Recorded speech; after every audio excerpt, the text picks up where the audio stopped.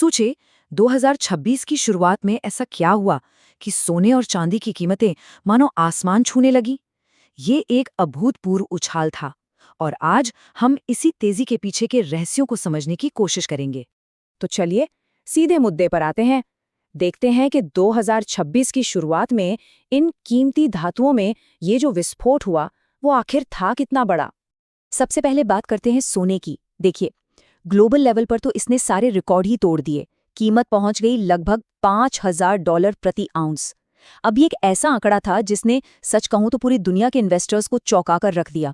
और अगर भारत की बात करें तो यहाँ सोने ने एक बहुत बड़ी मनोवैज्ञानिक सीमा पार कर ली। कीमत पहुंच गई 1.5 लाख रुपये प्रति 10 ग्राम। ये एक अविश्वसनीय आंकड़ा था। और ये कहानी सिर्फ सोने पर ही खत्म नहीं होती, चांदी में भी मानो आग लगी हुई थी। कीमतें 10 साल से भी ज्यादा के अपने सबसे ऊंचे लेवल पर पहुंच गई थीं।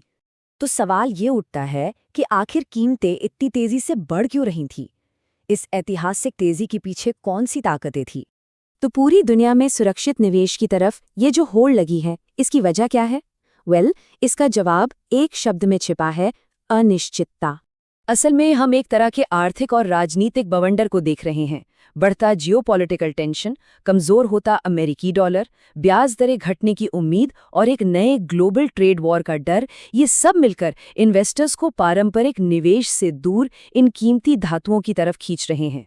इस तनाव का एक ताज़ा उदाहरण है ग्रीनलैंड सागा।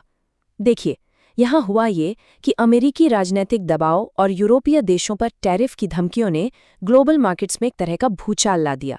और ऐसे में इन्वेस्टर्स कहाँ जाएंगे? जाहिर है, सुरक्षित निवेश की तरफ। इसी को कहते हैं सेफ हेवन एसेट्स की ओर भागना।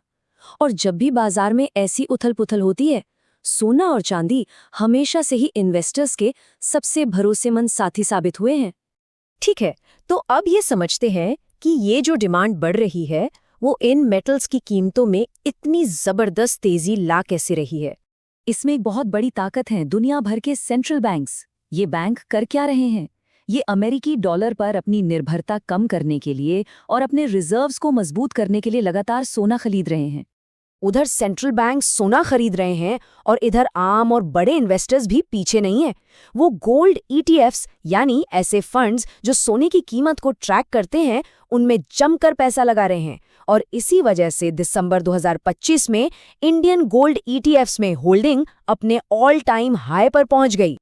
अब यहाँ एक बहुत दिलचस्प बात सामने आती है। इन दोनों मेटल्स की अपनी अपनी खासियतें। सोना वो तो है अल्टीमेट सेफ हेवन, मतलब जब सब कुछ गड़बड़ हो तो सोना बचाता है। इसकी डिमांड ज्यादातर इन्वेस्टमेंट और सेंट्रल बैंक से आती है। दूसरी तरफ है चांदी। ये सेफ हेवन तो है ही, लेकिन साथ में एक इंडस्ट्रियल पावर हाउस भी है। इसकी 50% से ज्यादा डिमांड सोलर पैनल्स, इलेक्ट्रॉनिक्स और इलेक्ट्रिक गाड़ियों जैसी जगहों से आती है। अच्छा, ये तो हुई दुनिया की बात, लेकिन भारत में इसका क्या असर हो रहा है? यहाँ के खरीदारों के लिए इस कहानी का मतलब कहीं ज्यादा गहरा है। तो सवाल ये है कि भारत में कीमतों में ये उछाल इतना ज्यादा क्यों महसूस हो रहा है? इसका जवाब दो चीजों में छिपा है। एक तो करेंसी का असर और दूसरा हमारे लोकल टैक्स।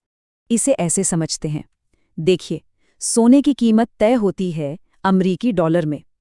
तो जब डॉलर के मुकाबले रुपया कमजोर होता है तो हमें उसी सोने को खरीदने के लिए ज्यादा रुपए खर्च करने पड़ते हैं। तो ग्लोबल दाम बढ़ने के साथ साथ कमजोर रुपये का असर भी हमें झेलना पड़ता है। और ये टेबल बिल्कुल साफ साफ दिखाती है कि कीमत बनती कैसे है। देखिए, पहले तो है सोने की बेस प्राइस, फिर उस पर लगती है इंपोर्ट ड्यूटी, उसके बाद मूल कीमत और ड्यूटी दोनों पर लगता है जीएसटी। और अगर आप गहने खरीद रहे हैं तो मेकिंग चार्जेस पर भी 5% जीएसटी है। तो परत दर परत टैक्स जुड़कर फाइनल कीमत काफी ज्यादा हो जाती है। अब इतनी महंगाई का असर तो होना ही था। भारतीय बाजार भी इसके हिसाब से खुद को बदल रहा है। जो लोग गहने खरीद रहे हैं वो अब हल्के डिज़ाइन पसंद कर रहे हैं, पुराने गहनों को एक्सचेंज कर रहे हैं और 18 या 14 कैरेट गोल्ड की तरफ जा रहे हैं। लेकिन दूसरी तरफ जो लोग निवेश के लिए सोना खरीद रहे हैं, उनकी तरफ से सिक्कों और बार की डिमांड लगभग दोगुनी हो गई है। तो इस पूरी उथल-पुथल को देखकर एक इन्वेस्टर को क्या समझना चाहिए? क्या हैं बड़े टेकअवेज? देखिए, 3 मुख्य बातें हैं। पहली, ये बढ़ी हुई कीमतें कंफर्म करती हैं कि बाजार में बहुत बड़ा ग्लोबल रिस्क है। दूसरी बात, जब स्टॉक जैसे रिस्की एसेट्स पर दबाव होता है तब सोना आपके पोर्टफोलियो को बचाता है, एक हेज का काम करता है।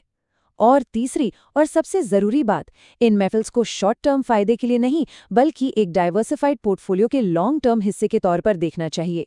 तो आखिर में एक बड़ा सवाल बचता है, जिस तरह से दुनिया भर में अनिश्चितता यानी अनसर्टेनिटी एक न्यू नॉर्मल बनती जा रही है, तो क्या ये हो सकता है कि हमारे धन का भविष्य यही सदियों पुरानी धातुएं तय करेंगी?